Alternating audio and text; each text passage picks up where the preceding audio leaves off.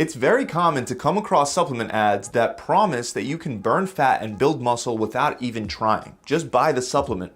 Unfortunately, not only is the world of supplements full of false advertising and overhyped promises, but it also preys on beginners and people that don't understand that supplements will never replace hard work and consistency. So to help you make better choices with the supplements that you do buy, I want to go over 8 things that no one tells you about taking supplements. And first, I want to start with multivitamins because I know a ton of you are on the multivitamin train. To be exact, according to a study published in the Journal of Nutrition, 33% of the US population takes a multivitamin regularly. And I know that your doctor might have told you that they help, meanwhile I'm just the guy on YouTube, but at least consider the evidence that your multivitamin supplement might just be completely useless. Of course, it does depend on your specific situation, but everyone should know that there are multiple meta-analyses that find no evidence that taking a multivitamin supplement will increase life expectancy. On top of that, most leading multivitamin brands that you would recognize contain ingredients with very low bioavailability, such as magnesium oxide, which has a very poor absorption rate, meaning it won't do much.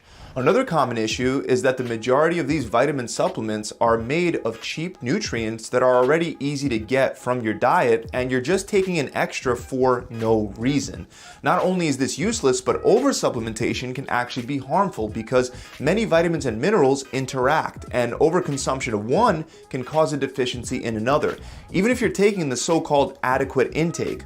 Also, the irony of all this is that the micronutrients that many people are actually deficient in, like vitamin D, vitamin K, and iodine, are either not present or they're present in very small amounts within multivitamins. This is because consuming too much of these can cause toxicity, and no multivitamin manufacturer wants to deal with a lawsuit. So if you're thinking about taking a multivitamin, instead of taking a shotgun approach, figure out which micronutrients you are actually deficient in, if any, and then fix those. If you take a blood test and find out that you're deficient in a certain nutrient, then you could supplement with that one nutrient. Or even better yet, find real food that you can eat to take in more of that particular nutrient. Real food is typically a better option because as far as we've come with nutrition science, we truly don't know if there are still a ton of essential nutrients within fruits, vegetables, and whole foods in general that we haven't even discovered yet. So how would any supplement company be able to put a nutrient that we haven't even discovered yet into a man-made multivitamin supplement? Well, another thing that you probably don't know about supplement research is that it's highly affected by something known as positive publication bias. This means that scientific journals have a bias towards publishing research with positive outcomes. The reason why they do this is that the studies with the positive results tend to draw more attention than studies that debunk useless supplements. Also, it's almost impossible to scientifically prove a negative result. That's why when research finds that a supplement doesn't do anything, it many times simply doesn't get published.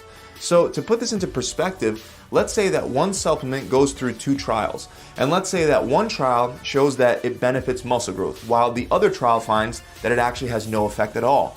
Due to positive publication bias, the study with a positive outcome is way more likely to be published, which can give a false impression that a supplement works, even though not all the evidence shows that to be true. To give a direct example, we have websites like examine.com that happen to be great resources covering hundreds of supplements backed by what looks like a large amount of scientific research. However, it's very important to keep in mind that sites like this that promote supplement research, whether they're doing it consciously or unconsciously, they most likely are affected by positive publication bias. After all, they wouldn't have much business if they basically stated that 99% of supplements suck, which they do. And many times they end up promoting supplements that don't have enough evidence, and instead the research is based on animal and in vitro data. And many times the positive data coming from these sources doesn't actually translate over to humans whatsoever. Next is the idea that creatine is going to cause hair loss. And even though there is some evidence for this theory, it's probably untrue.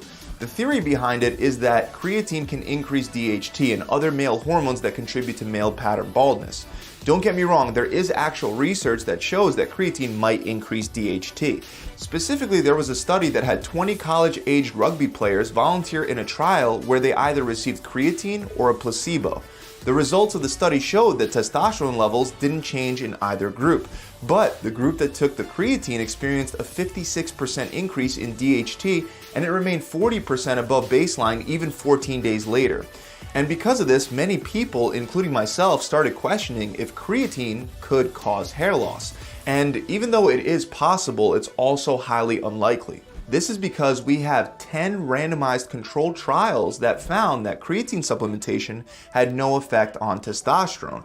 That's a very important finding because testosterone, more specifically free testosterone, is a precursor of DHT. The testosterone is what actually gets converted into DHT. Without more free testosterone, you can't produce more DHT. On top of that, in the study on rugby players, even though they did see a rise in DHT, the levels stayed well within the normal range. So even if creatine somehow increases DHT, it might still not cause greater hair loss than what would otherwise occur normally if male pattern baldness happens to run in your family. Another thing no one tells you is that if a supplement has a ton of ingredients, there's a good chance that it's not worth buying. And many times, the absolute best supplements consist of only one ingredient. There are, of course, some exceptions, but in general, it's better to buy products containing only one or just a few ingredients. And there are two main reasons why. The first reason is that most of the time, single ingredient supplements are simply cheaper. The second reason is that multi-ingredient supplements often contain ingredients that are not supposed to be there. For example, according to a large-scale study, 13% of multi-ingredient supplements contain dope in the form of banned athletic performance enhancing drugs.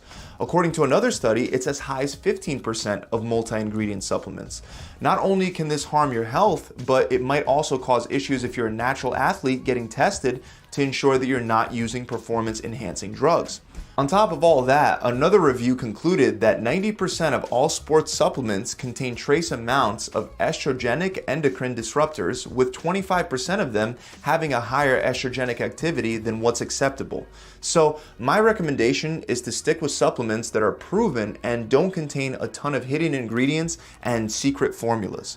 Moving back to the research side of things, similar to the positive publication bias from before, supplement research is also affected by personal bias.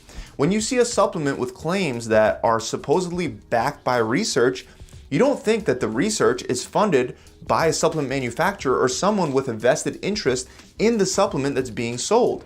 But unfortunately, in the supplement world, this happens all the time, and it gives scientists the incentive to squeeze out positive results. A lot of times this bias is subtle and happens at a subconscious level. However, there are more supplement research scandals and frauds than you probably think there are. For example, it's easy to change the data in such a way that it becomes more skewed towards a favorable result. Researchers might simply remove an outlier from the data that didn't perform the way that they wanted, or they'll shift around certain statistical parameters to better fit a positive narrative. To help you really understand this, let's say you're doing research on a supplement to find out whether it benefits muscle growth or not. And the study you're looking at happens to be funded by a big supplement company with a vested interest in that supplement. In order to get a positive outcome, researchers that are being paid by this big supplement company might purposely put specific participants into the study that they believe are more prone to the placebo effect in the test group, while placing the hard gainers into a control group. Remember, if you have the placebo effect, you can take a sugar pill, and because you believe in the supplement, you work out harder and then you see better results. Meanwhile, the hard gainers are prone to not see the muscle growth. So this is a flawed setup that happens all the time. And if you're looking at specific research, the best way to know whether there's a conflict of interest or not is by looking at the acknowledgement section at the end of the research paper. Also, if you have 10 studies that come to the same conclusion, it's much more likely to be true than just one study that came to that one conclusion.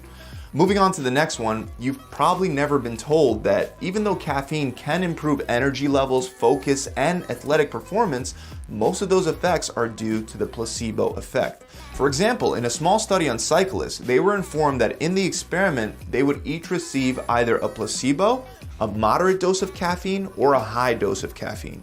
However, instead of giving the participants any caffeine at all, the researchers only gave out placebos to all of them.